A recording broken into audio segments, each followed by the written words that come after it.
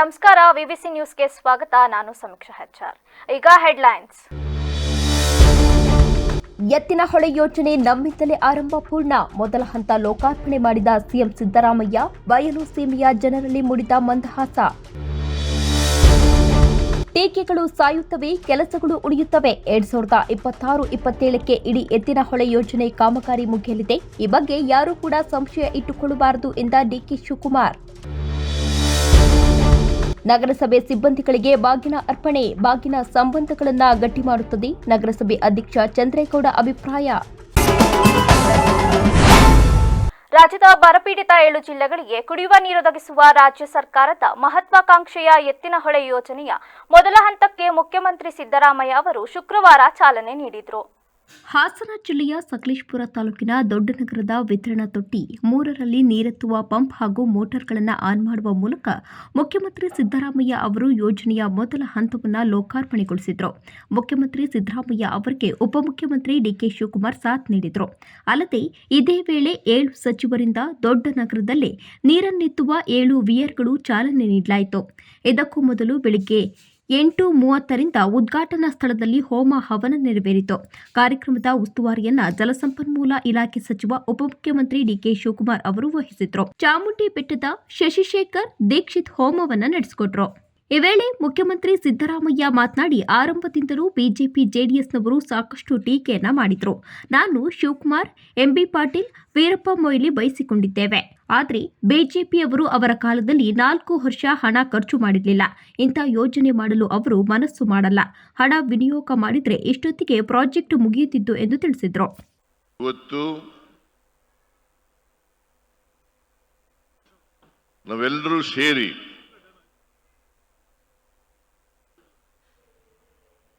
ಎತ್ತಿನಹೊಳೆ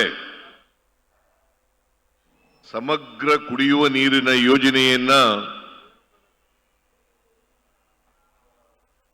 ಮೊದಲನೇ ಹಂತದ ಕಾರ್ಯಕ್ರಮವನ್ನ ಉದ್ಘಾಟನೆ ಮಾಡಿದ್ದೇವೆ.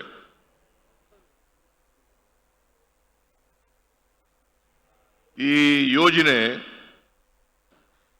2 ಹಂತಗಳಲ್ಲಿ ಕಾರ್ಯಗತ ಆಗ್ತದೆ. ಈಗ ಮೊದಲನೇ ಹಂತದ ಯೋಜನೆ ಉದ್ಘಾಟನೆ ಆಗಿದೆ. 2ನೇ ಹಂತದ ಯೋಜನೆ ಪ್ರಾರಂಭ ಆಗಿ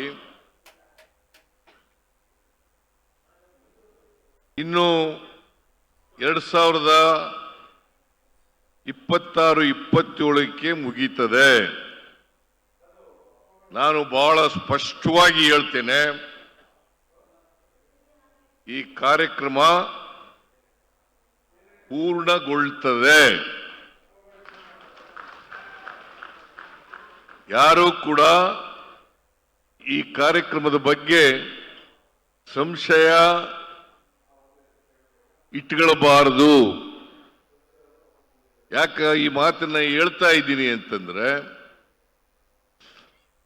ಕೆಲವರು ರಾಜ್ಯದ 7 ಬಯಲು ಸೀಮೆ ಜಿಲ್ಲೆಗಳಿಗೆ ಕುಡಿಯುವ ನೀರು ಪೂರೈಸಿ 527 ಕೆರೆ ತುಂಬಿಸುವ ಎತ್ತಿನಹೊಳೆ ಸಮಗ್ರ ಕುಡಿಯುವ ನೀರಿನ ಯೋಜನೆ ಆರಂಭಿಸಿದ್ದು ನಾವೇ. 2027ಕ್ಕೆ ನಾವೇ ಪೂರ್ಣಗೊಳಿಸುತ್ತೇವೆ ಎಂದು ಡಿಸಿಎಂ ಡಿಕೆ ಶಿವಕುಮಾರ್ ವಾಗ್ದಾನ ಮಾಡಿದರು.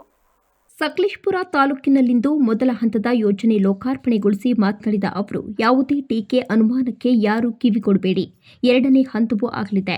ಎತ್ತಿನಹೊಳೆ ಸಮಗ್ರ ಕುಡಿಯುವ ನೀರಿನ ಯೋಜನೆ ಮೊದಲ ಹಂತ ಉದ್ಘಾಟನೆ ಮಾಡಿದ್ದೇವೆ. 2ನೇ ಹಂತವು ಶೀಘ್ರವೇ ಕಾರ್ಯಗತ ಆಗಿ 2026-27ಕ್ಕೆ ಇಡೀ ಯೋಜನೆ ಮುಗಿಯಲಿದೆ. ಈ ಬಗ್ಗೆ ಯಾರೂ ಕೂಡ ಸಂಶಯವನ್ನ ಇಟ್ಕೊಳ್ಬಾರದು. ಕೆಲವು ಜನರಲ್ಲಿ ಅನುಮಾನ, ಸಂಶಯ ಹುಟ್ಟುಹಾಕಿ ತಪ್ಪು ದಾರಿಗೆ ಎಳೆಯುವ ಪ್ರಯತ್ನ ಮಾಡ್ತಿದ್ದಾರೆ. ಟೀಕೆಗಳು ಸಾಯುತ್ತವೆ, ಕೆಲಸಗಳು ಉಳಿಯುತ್ತವೆ. ಈ ನಾಡಿನ ರೈತರು, ದಲಿತರು, ಬಡವರು, ಅಲ್ಪಸಂಖ್ಯಾತರು ಸೇರಿದಂತೆ ಎಲ್ಲರೂ ಆರ್ಥಿಕ, ಸಾಮಾಜಿಕ ತೊಂದರೆ ಅನುಭವಿಸಬಾರದು ಎಂದು ಅನೇಕ ಕಾರ್ಯಕ್ರಮ ಜಾರಿ ಮಾಡಿದ್ದೇವೆ. ಇದು ನಮ್ಮ ಪದ್ಧತಿ. ಇಲ್ಲಿ ರಾಜಕೀಯ ಮಾತನಾಡಲ್ಲ ಎಂದು ವಿರೋಧಿಗಳನ್ನ ಕುಟುಕಿದ್ರು. ಈ ಒಂದು ಯೋಜನೆಯನ್ನ ಕಾರ್ಯರೂಪಕ್ಕೆ ತರಲಿಕ್ಕೆ ಶ್ರಮನ ವಹಿಸಂತ ನಮ್ಮ ಮೆಗಾ ಇಂಜಿನಿಯರ್ ವರ್ಕ್ಸ್ ಅವರು, ಉಪ್ಪಾರ್ ಅವರು, ಅಮೃತ ಕಂಪನಿಯವರು ಮತ್ತು SNS ನವರು, ಸೀತಾರಾಮ್ ಶೆಟ್ಟರು, ಹೀಗೆ ಅನೇಕ ಕಾಂಟ್ರಾಕ್ಟರ್ಗಳೆಲ್ಲ ಕೂಡ ವೇದಿಕೆಯಲ್ಲಿ ಇವತ್ತು ಇದ್ದಾರೆ. ಇದೊಂದು ಪವಿತ್ರವಾದಂತಹ ದಿನ. ಎಲ್ಲರಿಗೂ ಕೂಡ ನಾನು ಗೌರಿ ಮತ್ತು ಬಹಳ ಜನ ಹೆಸರನ್ನ ಬಿಟ್ಟಿದ್ದೇನೆ, ದಯವಿಟ್ಟು ಕ್ಷಮಿಸಬೇಕು.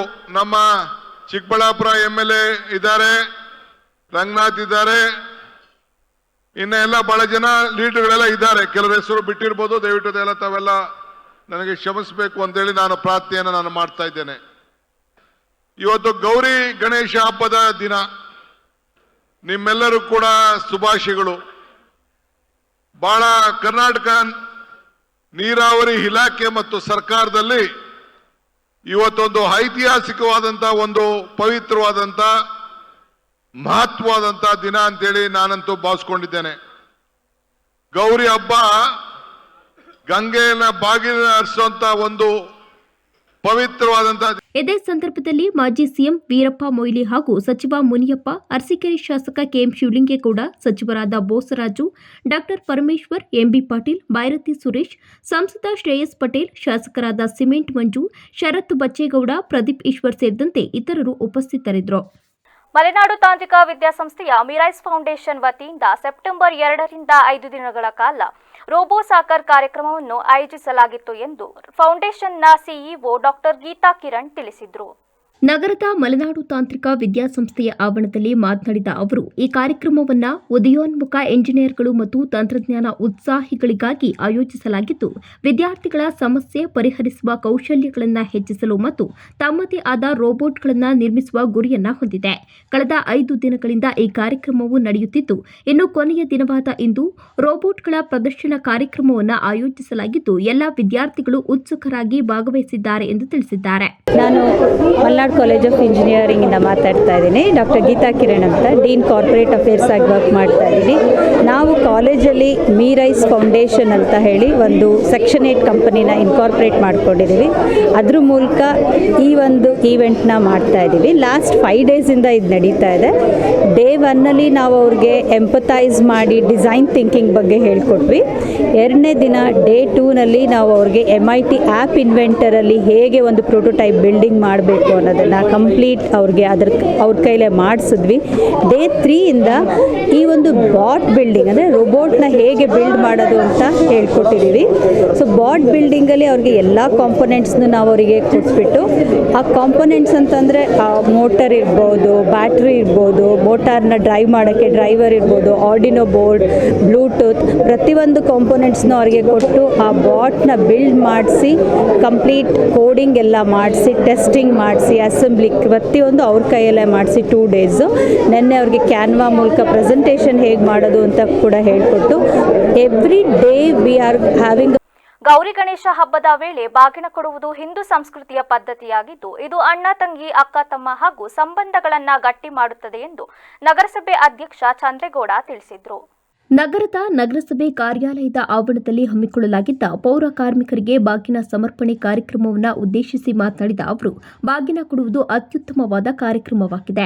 ಬಾಗಿನ ಸಮರ್ಪಣೆ ಎಂದರೆ ಅಣ್ಣ ತಂಗಿ, ಅಕ್ಕ ತಮ್ಮ ಈ ಸಂಬಂಧಗಳನ್ನು ಬೆಸೆಯುವುದಾಗಿದೆ. ಗೌರಿ ಗಣೇಶ ಹಬ್ಬದ ಸಂದರ್ಭದಲ್ಲಿ ಇಂತಹ ಕಾರ್ಯ ನಡೆಸಲಾಗುತ್ತದೆ. ಇಂದಿನ ದಿನಮಾನಗಳಲ್ಲಿ ಇಂತಹ ಸಂಸ್ಕೃತಿ ಕ್ಷೀಣಿಸುತ್ತಿದ್ದು, ಮನೆಯಲ್ಲಿ ಪೋಷಕರು ಈಗಿನಿಂದಲೇ ಮಕ್ಕಳಿಗೆ ನಮ್ಮ ಸಂಸ್ಕೃತಿ ಆಚರಣೆಗಳ ಬಗ್ಗೆ ಪರಿಚಯ ಮಾಡಿಕೊಟ್ರೆ ಒಳ್ಳೆಯದು ಎಂದು ತಿಳಿಸಿದರು. ಆಹ್ವಾನಿಸುತ್ತಿದ್ದೇನೆ ಮತ್ತು ನಿಮ್ಮೆಲ್ಲರಿಗೂ ಗೌರಿ ಗಣೇಶ ಹಬ್ಬದ ಶುಭಾಶಯಗಳನ್ನು ತಿಳಿಸ್ತಾ ಇದ್ದೀನಿ. ಇವತ್ತು ಈ ಸಭಾಂಗಣ ಏನಿದೆ, ಇದು ನಮ್ಮ ಮಹಿಳಾ ಪೌರ ಕಾರ್ಮಿಕರ ಮನೆ. ನಿಮ್ಮ ಮನೆ ಇದೆ. ಇವತ್ತು ನಾವು ಅಣ್ಣ ತಮ್ಮದಿರೋ, ಅಪ್ಪ ಅಮ್ಮ, ಅಕ್ಕ ತಂಗಿ ಸ್ಥಾನದಲ್ಲಿರೋರು ಬಾಗಿನ ಕೊಡಕ್ಕೆ ನಾನು ಇದು 2ನೇ ಕಾರ್ಯಕ್ರಮ. ಇವತ್ತು ಬಾಗಿನ ಕೊಡೋ ಕಾರ್ಯಕ್ರಮ ಬೆಳಗ್ಗೆ ಪಾರ್ಕಲ್ಲಿ ಒಂದು ಕಡೆ ಇಟ್ಕೊಂಡಿದ್ದು. ಈ ಬಾಗಿನ ಕೊಡೋದಕ್ಕೆ ಅಂದರೆ ಇದಕ್ಕೆ ಒಂದು ವಿಶೇಷವಾದ ಅರ್ಥ ಇವೆಲ್ಲ ಇದ್ದಾವೆ. ಬೆಳಗ್ಗೆ ಹೇಳಿದೆ ನಾನು. ಈಗ ನಾವು ಅದನ್ನು ಅನುಭವಿಸಿದ್ದೀವಿ. ನಮ್ಮ ಮನೆಗೆ ಅಜ್ಜ ಅಜ್ಜಿ ಅಥವಾ ನಮ್ಮ ಮಾವದೇರ ಕಾಯಿ ಕೊಡಕ್ಕೆ ಬರ್ತಾರೆ ಅಂದರೆ ನಮಗೆ ಖುಷಿ. ಯಾಕೆಂದ್ರೆ ಮಾವು ಬಂತು ಅಂದರೆ ನಾನು ಭಾಗವಹಿಸ್ತಾರೆ, ಒಳ್ಳೆ ಮಟನ್ ಊಟ, ಅವ್ರಿಗೆ ಕಾಯಿ ಕೊಟ್ಟು ಹೋಗ್ತಾರೆ. ಹೋಗ್ಬೇಕಾದ್ರೆ ನಮ್ಮ ಮಾವ ಅಜ್ಜ ಅಜ್ಜಿ ನಮಗೆ ಖರ್ಚು ದುಡ್ಡು ಕೊಟ್ಟು ಹೋಗ್ತಾರೆ. ಇವೆಲ್ಲ ಪ್ರೀತಿ ಬಾಂಧವ್ಯವನ್ನು ಬೆಸೆಯುವಂಥದ್ದು. ಕೆಲವರು ಕೊಟ್ಟೇನು ಕೊಲು ಬರ್ತು ಅಂತೇಳಿ ಮಾಡ್ಕೊಂಡ್ಬಿಟ್ಟಿರ್ತಾರೆ. 6 ತಿಂಗಳಿಗೂ 1 ತಿಂಗಳಿಗೂ ಅವ್ರ ಮಕ್ಕ ನೋಡಿರಕ್ಕಲ್ಲ. ಆದರೆ ದೇವರು ಹೆಂಗೆ ಸಂಬಂಧ ಇದನ್ನು ಮಾಡಿದ ನೋಡಿ. ಏನೇ ಶತ್ರುತ್ವ ಇರಲಿ, ಮಗಳು ಎಷ್ಟೇ ದೂರದಲ್ಲಿರಲಿ, ಎಲ್ಲೇ ಇರಲಿ, ಆ ಗೌರಿ ಗಣೇಶ ಹಬ್ಬದಲ್ಲಿ ಕೈ ಕೊಡಲೇಬೇಕು. ಕಾರ್ಯಕ್ರಮದಲ್ಲಿ ಟೈಮ್ಸ್ ಗುರುಕುಲ ಸಿಬಿಎಸ್ಇ ಶಾಲೆಯ ಸಂಸ್ಥಾಪಕ ಅಧ್ಯಕ್ಷ ಎಬಿ ಸುರೇಂದ್ರ ಕುಮಾರ್, ಇಂಜಿನಿಯರ್ ವೆಂಕಟೇಶ್, ಆರೋಗ್ಯಾಧಿಕಾರಿ ಮಂಜುನಾಥ್ ಸೇರಿದಂತೆ ಇತರರು ಉಪಸ್ಥಿತರಿದ್ದರು. ಮಣ್ಣಿನಿಂದ ತಯಾರಿಸಿದ ಗಣಪತಿ ಮೂರ್ತಿಯನ್ನು ಪೂಜಿಸುವ ಮೂಲಕ ಜನರು ಪರಿಸರ ಸಂರಕ್ಷಣೆಗೆ ಮುಂದಾಗಬೇಕು ಎಂದು ಸ್ವಸ್ಥ ಸಮಾಜ ನಿರ್ಮಾಣ ಸಮಿತಿಯ ಅಧ್ಯಕ್ಷ ಪ್ರದೀಪ್ ರಾಮಸ್ವಾಮಿ ತಿಳಿಸಿದರು. ಸ್ವಸ್ಥ ಸಮಾಜ ನಿರ್ಮಾಣ ಸಮಿತಿ ಮತ್ತು ಪ್ರಸನ್ನ ಗಣಪತಿ ಸೇವಾ ಸಮಿತಿ ಸಹಯೋಗದೊಂದಿಗೆ ಅರ್ಕಲ್ಗೂಡು ಪಟ್ಟಣದ ಗಣಪತಿ ಕೊತ್ತಲು ಉದ್ಯಾನವನದಲ್ಲಿ ಆಯೋಜಿಸಿದ್ದ ಪರಿಸರ ಸ್ನೇಹಿ ಮಣ್ಣಿನ ಗಣಪತಿ ತಯಾರಿಸುವ ಕಲಿಕಾ ಕಾರ್ಯಾಗಾರ ಉದ್ಘಾಟಿಸಿ ಮಾತನಾಡಿದ ಅವರು, ರಾಸಾಯನಿಕ ವಸ್ತುಗಳನ್ನು ಬಳಸಿ ತಯಾರಿಸಿರುವ ಪಿಒಪಿ ಗಣೇಶ ಮೂರ್ತಿಗಳು ನೀರಿನಲ್ಲಿ ಕರಗೋದಿಲ್ಲ. ನೀರಿಗೆ ರಾಸಾಯನಿಕಗಳನ್ನು ಬೆರೆಸಿ ಮಾಲಿನ್ಯವನ್ನು ಉಂಟುಮಾಡುತ್ತದೆ. ಈ ಹಿನ್ನೆಲೆಯಲ್ಲಿ ಮಕ್ಕಳಿಗೆ ಮಣ್ಣಿನ ಗಣಪತಿ ತಯಾರಿಸುವುದನ್ನು ಕಲಿಸುವ ಮೂಲಕ ಪರಿಸರದ ಕುರಿತು ಅರಿವು ಮೂಡಿಸುವ ಉದ್ದೇಶದಿಂದ ಈ ಕಾರ್ಯಾಗಾರವನ್ನು ಹಮ್ಮಿಕೊಳ್ಳಲಾಗಿದೆ. ಮಕ್ಕಳು ತಾವೇ ತಯಾರಿಸಿದ ಮಣ್ಣಿನ ಗಣಪತಿಗಳನ್ನು ಪೂಜಿಸುವಂತೆ ತಿಳಿಸಿದರು. ಇವಾಗ ನಮಗೆಲ್ಲ ಗೊತ್ತಿದೆ, ಪಿಒಪಿ ಗಣೇಶ ಪರಿಸರಕ್ಕೆ ಎಷ್ಟು ಹಾನಿಕಾರಕ ಅನ್ನೋದು ನಮಗೆಲ್ಲ ಮಾಹಿತಿ ಇದೆ. ಗಣೇಶನ ನಾವಿಟ್ಟು ಎಷ್ಟೋ ದಿನ ಪೂಜೆ ಮಾಡಿ ನೈವೇದ್ಯ ಇಟ್ಟು ಎಲ್ಲ ಮಾಡ್ತೀವಿ. ಆದರೆ ಕೊನೆಗೆ ತಗೊಂಡೋಗಿ ಅದೇನು ವಿಸರ್ಜನೆ ಮಾಡ್ತೀವಿ ಅದು ಕರಗಲ್ಲ, ಮತ್ತು ಪರಿಸರಕ್ಕೆ ಹಾನಿಕಾರಕ ಪಿಒಪಿ ಗಣೇಶ. ಹಾಗಾಗಿ ನಮಗೊಂದು ಪರಿಸರದ ಜಾಗೃತಿ ಮೂಡಿಸ್ಬೇಕು. ಅದ್ರ ಜೊತೆಗೆ ಏನು ಗಣೇಶನ ಇಟ್ಟು ಪೂಜೆ ಮಾಡಿರ್ತೀವಿ ಅದಾದ ಮೇಲೆ ಅದನ್ನು ಗೌರವಯುತವಾಗಿ ವಿಸರ್ಜನೆ ಮಾಡಬೇಕು ಅನ್ನೋದು ಒಂದು ಉದ್ದೇಶ. ಅದೇ ರೀತಿ ಆ ಜಾಗೃತಿ ಮೂಡಿಸೋದ್ರ ಜೊತೆಗೆ ಈ ಮಕ್ಕಳುಗಳಿಗೆಲ್ಲ ಒಂದು ತರಬೇತಿ, ಗಣೇಶನ ಮಣ್ಣಿನ ಗಣಪತಿಯನ್ನು ಮಾಡೋದು ಹೆಂಗೆ ಅನ್ನೋ ಒಂದು ತರಬೇತಿನ ಕೊಡಬೇಕು ಅಂತ ಒಳ್ಳೆಯ ಸದುದ್ದೇಶದಿಂದ ಈ ಕಾರ್ಯಕ್ರಮ ಹಮ್ಮಿಕೊಂಡಿದ್ದೀವಿ. ಭಾಳ ಯಶಸ್ವಿಯಾಗಿ ಎಲ್ಲರ ಸಹಕಾರದಿಂದ ಆಗಿದೆ. ಮತ್ತು ನಮ್ಮ ವಿಶ್ವೇಶ್ವರಯ್ಯ ಅವರು ಕೂಡ ಭಾಳ ಉತ್ತಮವಾಗಿ ಎಲ್ಲ ಮಕ್ಕಳಿಗೆ ತರಬೇತಿಯನ್ನು ಕೊಟ್ಟಿದ್ದಾರೆ, ಸಹಕಾರ ಕೊಟ್ಟಿದ್ದಾರೆ. ಕಾರ್ಯಕ್ರಮ ಯಶಸ್ವಿಯಾಗಿದೆ. ಎಲ್ರಿಗೂ ಧನ್ಯವಾದ ಹೇಳಕ್ಕೆ ಇಷ್ಟಪಡ್ತೀನಿ. ಈಗ ಪಿಒಪಿಯಿಂದ ಮಾಡಿರೋ ಇದೇ ಸಂದರ್ಭದಲ್ಲಿ ಪಟ್ಟಣ ಪಂಚಾಯಿತಿ ಸದಸ್ಯ ರಮೇಶ್ ವಾಟಾಳ್, ವಕೀಲ ಎಆರ್ ಜನಾರ್ದನ್ ಗುಪ್ತಾ, ತಾಲೂಕು ಪಂಚಾಯಿತಿ ಮಾಜಿ ಅಧ್ಯಕ್ಷ ಮಾದೇಶ್, ಪಟ್ಟಣ ಪಂಚಾಯಿತಿ ಮಾಜಿ ಅಧ್ಯಕ್ಷ ಕೆಸಿ ಲೋಕೇಶ್, ಮಾಜಿ ಸದಸ್ಯ ಎನ್ ರವಿಕುಮಾರ್ ಸೇರಿದಂತೆ ಇತರರು ಉಪಸ್ಥಿತರಿದ್ದರು. ರಾಜ್ಯ ಸರ್ಕಾರದ ಮಹತ್ವಾಕಾಂಕ್ಷೆ ಯೋಜನೆಯಾದ 5 ಗ್ಯಾರಂಟಿ ಯೋಜನೆಗಳು ತಾಲೂಕಿನಲ್ಲಿ 97% ಅನುಷ್ಠಾನಗೊಂಡಿರುವುದು ಸಂತಸದ ಸಂಗತಿಯಾಗಿದೆ ಎಂದು ಗ್ಯಾರಂಟಿ ಯೋಜನೆ ಅನುಷ್ಠಾನದ ಸಮಿತಿ ಅಧ್ಯಕ್ಷ ಎಚ್ಪಿ ಶ್ರೀಧರ್ ಗೌಡ ಮೆಚ್ಚುಗೆ ವ್ಯಕ್ತಪಡಿಸಿದರು. ಬುಧವಾರ ತಾಲೂಕು ಪಂಚಾಯಿತಿ ಸಭಾಂಗಣದಲ್ಲಿ ನಡೆದ ಗ್ಯಾರಂಟಿ ಯೋಜನೆ ಅನುಷ್ಠಾನ ಕುರಿತ ಸಭೆಯ ಅಧ್ಯಕ್ಷತೆ ವಹಿಸಿ ಮಾತನಾಡಿದ ಅವರು, ಈ ಕುರಿತು ಸಮಿತಿ ಸದಸ್ಯರು ಜನಸಾಮಾನ್ಯರಲ್ಲಿ ಅರಿವು ಮೂಡಿಸಿ 100% ಗುರಿ ಸಾಧಿಸಲು ಕಾರ್ಯಕ್ರಮ ರೂಪಿಸಬೇಕೆಂದು ಸಲಹೆ ನೀಡಿದರು.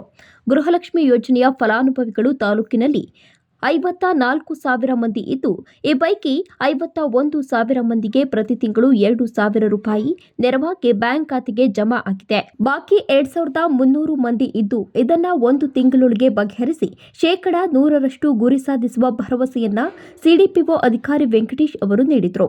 ಅದೇ ರೀತಿ ತಾಲೂಕಿನಲ್ಲಿ ಒಟ್ಟು 55,000 ಮಂದಿ ಮನೆ ಬಳಕೆಯ ವಿದ್ಯುತ್ ಸಂಪರ್ಕವನ್ನ ಹೊಂದಿದ್ದು, ಈ ಪೈಕಿ 54,000 ಮಂದಿಗೆ ಗೃಹಜ್ಯೋತಿ ಪ್ರಯೋಜನ ಸಿಕ್ಕಿದೆ. 99% ಗುರಿ ಹೊಂದಲಾಗಿದೆ. ಬಾಕಿ 614 ಮಂದಿ ದಾಖಲೆಗಳನ್ನು ಸರಿಪಡಿಸಿಕೊಂಡರೆ ನಿಗದಿತ ಅವಧಿಯಲ್ಲಿ ಗುರಿ ಸಾಧಿಸಬಹುದಾಗಿದೆ ಎಂದು ಎಂಜಿನಿಯರ್ಗಳಾದ ಶ್ರೀನಿವಾಸ್ ಚಿನ್ನಸ್ವಾಮಿ ಸಭೆಯಲ್ಲಿ ಭರವಸೆ ನೀಡಿದರು.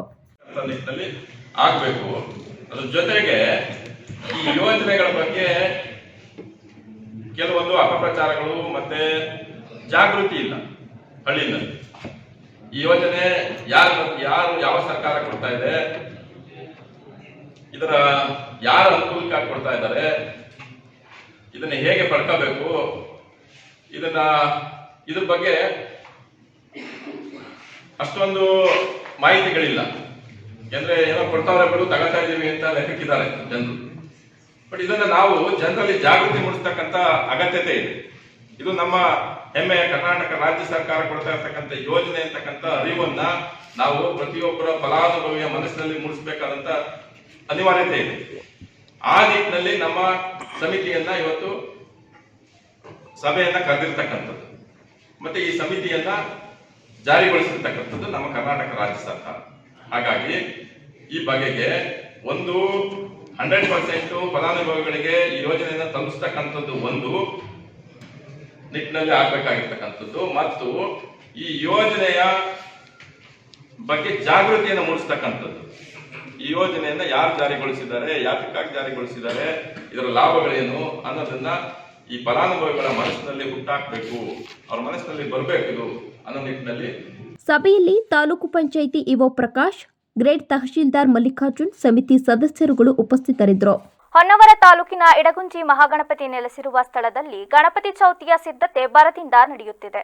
ಹೌದು, ದೇಶದ ಪ್ರಮುಖ ಹಬ್ಬವಾದ ಗಣೇಶ ಚತುರ್ಥಿಗೆ ಇನ್ನು ಕೇವಲ ಒಂದು ದಿನ ಉಳಿದಿದೆ. ಭಾದ್ರಪದ ಮಾಸದ ಶುಕ್ಲ ಪಕ್ಷದ ಚೌತಿಯ ದಿನ ಈ ಹಬ್ಬವನ್ನು ಆಚರಿಸಲಾಗುತ್ತದೆ.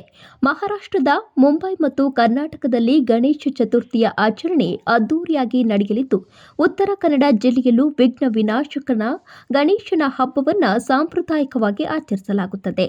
ಈಗಾಗಲೇ ಬಗೆ ಬಗೆಯ ಬಣ್ಣಗಳಿಂದ ಕಂಗೊಳಿಸುತ್ತಿರುವ ಗಣೇಶನ ಮೂರ್ತಿಗಳು ಸಿದ್ಧಗೊಂಡಿದ್ದು ಪ್ರತಿಷ್ಠಾಪನೆಗೆ ಸಜ್ಜಾಗಿವೆ. ಇನ್ನು ಹೊನ್ನಾವರ ತಾಲೂಕಿನ ಅರೋಳಿ ಗ್ರಾಮದ ನಿವಾಸಿಯಾದ ಶಂಕರ್ ಶೇಟ್ ರವರು ಸುಮಾರು 25 ವರ್ಷಗಳಿಂದ ಗಣೇಶ ಮೂರ್ತಿಗಳನ್ನು ತಯಾರಿಸಿ ಕೊಂಡು ಬರ್ತಿದ್ದು, ಹೊನ್ನಾವರ ಮೊಗ್ವಾದ ಸುಬ್ರಹ್ಮಣ್ಯ ದೇವಸ್ಥಾನದಿಂದ ಮಣ್ಣನ್ನು ತಂದು ಮೂರ್ತಿಯನ್ನ ಮಾಡಿ ಸುಂದರ ಆಕೃತಿಯನ್ನ ಕೊಟ್ಟು ಜೀವಕಲೆ ತುಂಬುತ್ತಿದ್ದಾರೆ. ಅಲ್ಲದೆ ಇವರು ತಯಾರಿಸುವ ಗಣಪತಿ ಮೂರ್ತಿಗೆ ಜಿಲ್ಲೆಯಲ್ಲಿ ಬಹು ಬೇಡಿಕೆ ಇದ್ದು, ಸಾರ್ವಜನಿಕ ವಲಯದಲ್ಲಿ ಮೆಚ್ಚುಗೆಗೆ ಪಾತ್ರರಾಗಿದ್ದಾರೆ.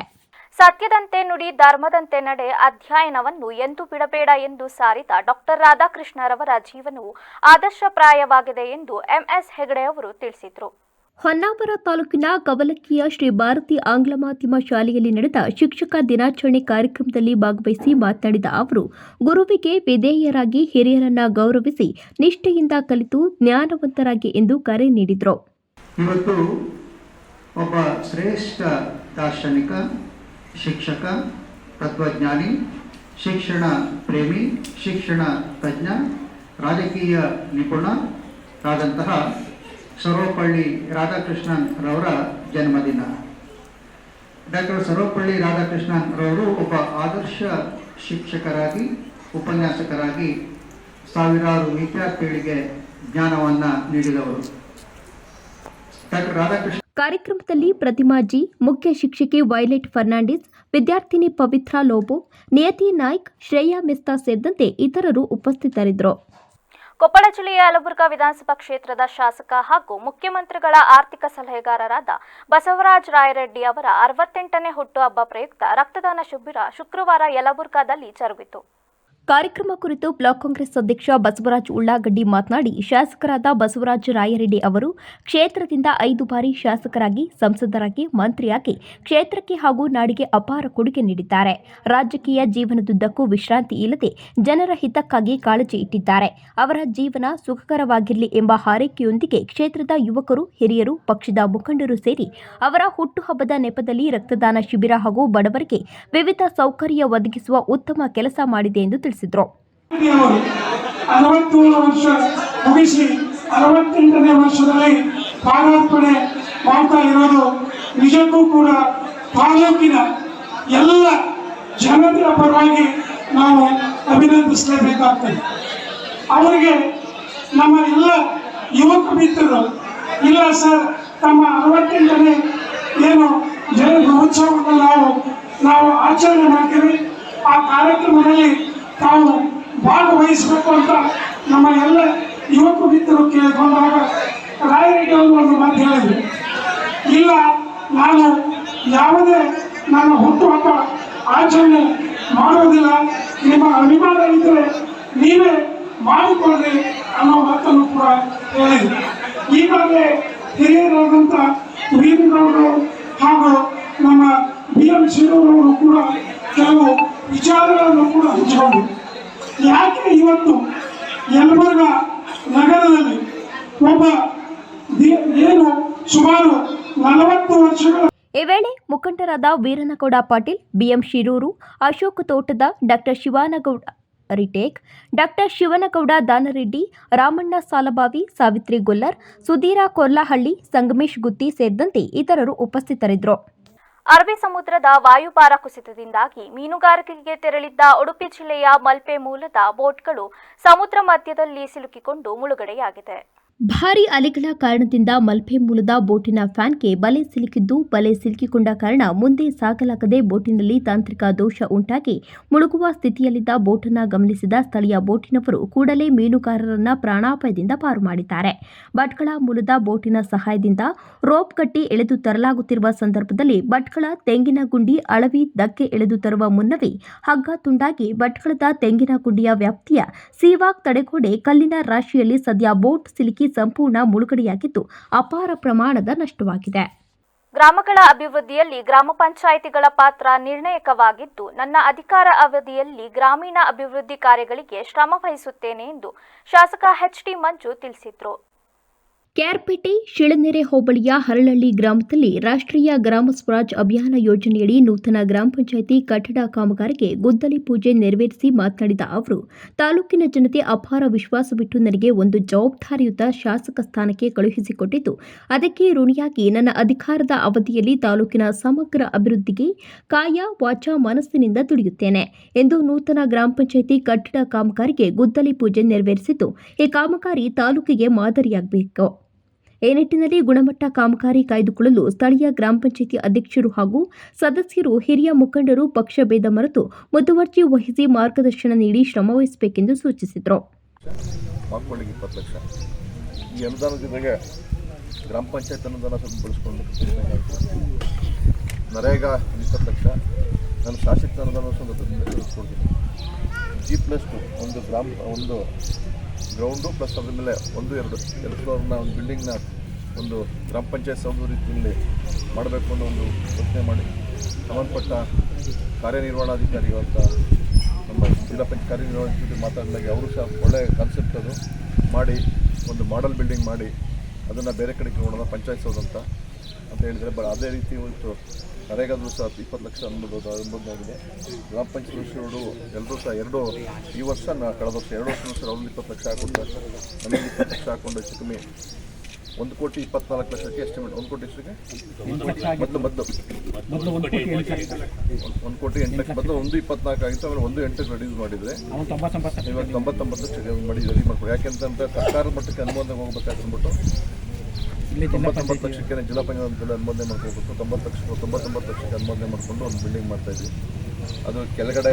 ಇದೇ ಸಂದರ್ಭದಲ್ಲಿ ತಾಲೂಕು ಪಶುಪಾಲನೆ ಇಲಾಖೆಯ ಸಹಾಯಕ ನಿರ್ದೇಶಕ ಡಾಕ್ಟರ್ ದೇವರಾಜ್, ಪಂಚಾಯತ್ ರಾಜ್ ಸಹಾಯಕ ನಿರ್ದೇಶಕ ಡಾಕ್ಟರ್ ನರಸಿಂಹ, ಗ್ರಾಮ ಪಂಚಾಯಿತಿ ಅಧ್ಯಕ್ಷ ಯೋಗೇಶ್, ಉಪಾಧ್ಯಕ್ಷೆ ಸುಶೀಲಮ್ಮ, ಸದಸ್ಯರಾದ ಕರ್ತೇನಹಳ್ಳಿ ಸುರೇಶ್, ಯೋಗೇಶ್, ಅಶೋಕ್ ಸೇರಿದಂತೆ ಗ್ರಾಮಸ್ಥರು ಉಪಸ್ಥಿತರಿದ್ದರು. ವೀರಶೈವ ಮಹಾಸಭಾ ತಾಲೂಕು ಘಟಕದ ಚುನಾವಣೆಯಲ್ಲಿ ಸುಳ್ಳು ದಾಖಲಾತಿಗಳನ್ನು ಸೃಷ್ಟಿಸಿ ಅಧಿಕಾರ ದುರುಪಯೋಗಪಡಿಸಿಕೊಂಡು ಸಮಾಜಕ್ಕೆ ಅನ್ಯಾಯ ಮಾಡಿರುವವರ ವಿರುದ್ಧ ಸೂಕ್ತ ಕ್ರಮ ಕೈಗೊಳ್ಳಿ ಎಂದು ಅಖಿಲ ಭಾರತ ವೀರಶೈವ ಲಿಂಗಾಯತ ಮಹಾಸಭಾ ಮಾಜಿ ತಾಲೂಕು ಅಧ್ಯಕ್ಷ ವಕೀಲ ವಿಎನ್ ಧನಂಜಯ್ ಕೆಆರ್ಪೇಟೆ ಪಟ್ಟಣದ ಪೊಲೀಸ್ ಠಾಣೆಗೆ ದೂರು ನೀಡಿದರು. ಈ ಸಂದರ್ಭ ಮಾತನಾಡಿದ ಅವರು, ವೀರಶೈವ ಲಿಂಗಾಯತ ಮಹಾಸಭಾದ ಚುನಾವಣೆಯಲ್ಲಿ ಶತಾಯಗತಾಯ ನನ್ನ ಸೋಲಿಸಬೇಕೆಂದು ಸಮಾಜದ ಮುಖಂಡರು ನನ್ನ ವಿರುದ್ಧ ಇಲ್ಲಸಲ್ಲದ ಅಪಪ್ರಚಾರ ನಡೆಸಿ ಕಳ್ಳ ಓಟಿನ ಮೂಲಕ ಅಕ್ರಮ ನಡೆಸಿ ನನ್ನ ಸೋಲನ್ನ ಸಂಭ್ರಮಿಸಿದ್ದು ವಿಷಾದನೀಯ ಸಂಗತಿಯಾಗಿದೆ. 90ಕ್ಕೂ ಹೆಚ್ಚಿನ ಸಂಖ್ಯೆಯಲ್ಲಿ ಸತ್ತ ವ್ಯಕ್ತಿಗಳ ಹೆಸರಿನ ಮತಗಳು ನನ್ನ ವಿರುದ್ಧವಾಗಿ ಚಲಾವಣೆಯಾಗಿದ್ದು, ಇವುಗಳು ದಾಖಲೆಗಳ ಸಮೇತವಾಗಿ ಬಯಲಾಗಿದೆ. ಆದ್ದರಿಂದ ಪರಸ್ಪರ ಶಾಮೀಲಾಗಿ ನನ್ನ ಸೋಲಿಗೆ ಕಾರಣರಾಗಿರುವ ಚುನಾವಣಾಧಿಕಾರಿ ಹಾಗೂ ವೀರಶೈವ ಮಹಾಸಭಾದ ನೂತನ ಅಧ್ಯಕ್ಷ ವಿಜೇಂದ್ರ ವಿರುದ್ಧ ಕಾನೂನು ಕ್ರಮ ಕೈಗೊಳ್ಳಬೇಕು. ಇಲ್ಲದಿದ್ದರೆ ಮೈಸೂರಿನಲ್ಲಿ ಪೊಲೀಸ್ ಮಹಾನಿರ್ದೇಶಕರನ್ನ ಭೇಟಿ ಮಾಡಿ ದೂರು ಸಲ್ಲಿಸುವ ಜೊತೆಗೆ ಅಕ್ರಮವಾಗಿ ಚುನಾವಣೆ ನಡೆಸಿ ಒಳಸಂಚಿನ ಮೂಲಕ ಗೆಲುವು ಸಾಧಿಸಿರುವ ವಿಜೇಂದ್ರ ನೇತೃತ್ವದ ಆಡಳಿತ ಮಂಡಳಿಯನ್ನ ವಜಾ ಮಾಡುವವರೆಗೂ ನಿರಂತರವಾಗಿ ಹೋರಾಟ ನಡೆಸುವುದಾಗಿ ಎಚ್ಚರಿಕೆಯನ್ನ ನೀಡಿದರು. ಎಲ್ಲ ಗೊತ್ತಿದೆ, ದಿನಾಂಕ 21/7/2024 ಭಾನುವಾರದಂದು ನಮ್ಮ ಅಖಿಲ ಭಾರತ ವೀರಶೈವ ಲಿಂಗಾಯತ ಹಾಗೂ ಜಿಲ್ಲಾ ಘಟಕ ಇಡೀ ರಾಜ್ಯದಾದ್ಯಂತ ಏಕಕಾಲದಲ್ಲಿ ಚುನಾವಣೆ ನಡೆಯುತ್ತೆ. ನಿಮಗೆಲ್ಲ ಗೊತ್ತಿದೆ, ನಾನು 5 ವರ್ಷಗಳ ಕಾಲ ಅಧ್ಯಕ್ಷನಾಗಿ ಭಾಳ ಪ್ರಾಮಾಣಿಕ ಕೆಲಸವನ್ನು ಮಾಡಿದ್ದೆ. ತಾಲೂಕಿನ ಎಲ್ಲ ಗ್ರಾಮಗಳಲ್ಲೂ ಕೂಡ ಧನಂಜಯರವರು 2ನೇ ಬಾರಿ ಅಮೋಘವಾಗಿ ಗೆಲ್ತಾರೆ. ಗೆಲ್ಲೋದ್ರಲ್ಲಿ ಸಂದೇಹ ಇಲ್ಲ, ಅನುಮಾನ ಇಲ್ಲ ಅಂಥೇಳಿ ಪ್ರತಿ ಗ್ರಾಮದ ಜನ ಎಲ್ಲರೂ ಕೂಡ ಮಾತಾಡ್ಕೊತಾ ಇದ್ದೀವಿ. ಮತ್ತು ತಾಲೂಕಿನ ಎಲ್ಲ ರಾಜಕೀಯ ಪಕ್ಷದ ಮುಖಂಡರುಗಳು ಕೂಡ, ಎಲ್ಲ ಆತ್ಮೀಯರು ಕೂಡ, ಸ್ನೇಹಿತರು ಕೂಡ ತಿಳ್ಕೊಂಡಿದ್ರು. ಹೋದ ಬಾರಿಗಿಂತ ಈ ಬಾರಿ ಧನಂಜಯ ಕುಮಾರ್ ಅವರಿಗೆ ಇಡೀ ತಾಲೂಕಿನಲ್ಲಿ ಎಲ್ಲ ಗ್ರಾಮಗಳಲ್ಲಿ ಮತ್ತು ಟೌನ್ನಲ್ಲಿ ಎಲ್ಲ ಕಡೆ ಉತ್ತಮ ವಾತಾವರಣ ಇದೆ. ಇವತ್ತು ಸಮುದಾಯಕ್ಕೆ ಸ್ಪಂದಿಸ್ತಕ್ಕಂಥ ಪ್ರಾಮಾಣಿಕ ಕೆಲಸವನ್ನು ಮಾಡಿದ್ದಾರೆ. ಹಾಗಾಗಿ ಕನಿಷ್ಠ ಅಂದ್ರೂ 400ರಿಂದ 500. ಇದೇ ಸಂದರ್ಭದಲ್ಲಿ ಸಮಾಜದ ಮುಖಂಡರು ಉಪಸ್ಥಿತರಿದ್ದರು. ದಸರಾ ಪೂರ್ವ ಸಿದ್ಧತೆಗಾಗಿ ಕಾಲ್ನಡಿಗೆ ಮೂಲಕ ಜಿಲ್ಲಾಧಿಕಾರಿ ಶುಭ ಕಲ್ಯಾಣ್, ಎಸ್ಪಿ ಅಶೋಕ್ ತುಮಕೂರು ನಗರ ಪ್ರದಕ್ಷಿಣೆ ಮಾಡಿದ್ರು. ಮಹಾನಗರ ಪಾಲಿಕೆ ಮುಂಭಾಗದ ಬಿಜಿಎಸ್ ವೃತ್ತದಿಂದ ಪ್ರಾರಂಭವಾಗಿ ಬಸ್ ನಿಲ್ದಾಣ, ಕೋಟೆ ಆಂಜನೇಯ ಸ್ವಾಮಿ ದೇವಸ್ಥಾನದ ಅಮಾನಿಕೆರೆ, ಕೆಇಬಿ ಕಲ್ಯಾಣ ಮಂಟಪ, ಕೋತಿತೋಪು, ಶಿವಕುಮಾರ ಸ್ವಾಮಿ ವೃತ್ತ, ಭದ್ರಮ್ಮ ವೃತ್ತದ ಮೂಲಕ ಕಾಲೇಜು ಮೈದಾನದವರೆಗೆ ಕಾಲ್ನಡಿಗೆಯಲ್ಲಿ ನಗರ ಪ್ರದಕ್ಷಿಣೆಯನ್ನು ಮಾಡಿದರು. ಈ ಸಂದರ್ಭದಲ್ಲಿ ಬೆಸ್ಕಾಂ ಅಧಿಕಾರಿ ಪ್ರಶಾಂತ್ ಕೂಡ್ಲಿಗಿ, ಅರಣ್ಯಾಧಿಕಾರಿ ಅನುಪಮ, ಮಹಾನಗರ ಪಾಲಿಕೆ ಅಧಿಕಾರಿಗಳು, ಬೆಸ್ಕಾಂ ಸಿಬ್ಬಂದಿ, ಜಿಲ್ಲಾಧಿಕಾರಿ ಮತ್ತು ಪೊಲೀಸ್ ವರಿಷ್ಠಾಧಿಕಾರಿಗಳ ಕಾಲ್ನಡಿಗೆಯ ಮೂಲಕ ನಗರ ಪ್ರದಕ್ಷಿಣೆಯಲ್ಲಿ ಪಾಲ್ಗೊಂಡಿದ್ದರು. ಗೌರಿ ಹಬ್ಬದ ಶುಭಾಶಯಗಳು. ನಮಗೆ ಮುಂದಿನ ತಿಂಗಳಲ್ಲಿ 11 ಮತ್ತು 12ನೇ ತಾರೀಕು ನಾವು ತುಮಕೂರು ದಸರಾ ನಾಡ ಹಬ್ಬವಾಗಿ ಆಚರಣೆ ಮಾಡಲಿಕ್ಕೆ ಎಲ್ಲ ಸಿದ್ಧತೆಗಳನ್ನು ಮಾಡ್ತಾಯಿದ್ವಿ. ಅದರಲ್ಲಿ ನಮಗೆ ಪ್ರಮುಖವಾಗಿ ಈ ಒಂದು ಮೆರವಣಿಗೆ ಏನಿದೆ ಆ ರೂಟನ್ನು ನೋಡಲಿಕ್ಕೆ ಇವತ್ತು SP ಅವರು ಮತ್ತು DFO ಅವರು ನಾವೆಲ್ಲ ಜೊತೆಯಲ್ಲಿ ನಡ್ಕೊಂಡು ಬಂದು ಆ ರೂಟನ್ನು ನೋಡಿದ್ವಿ.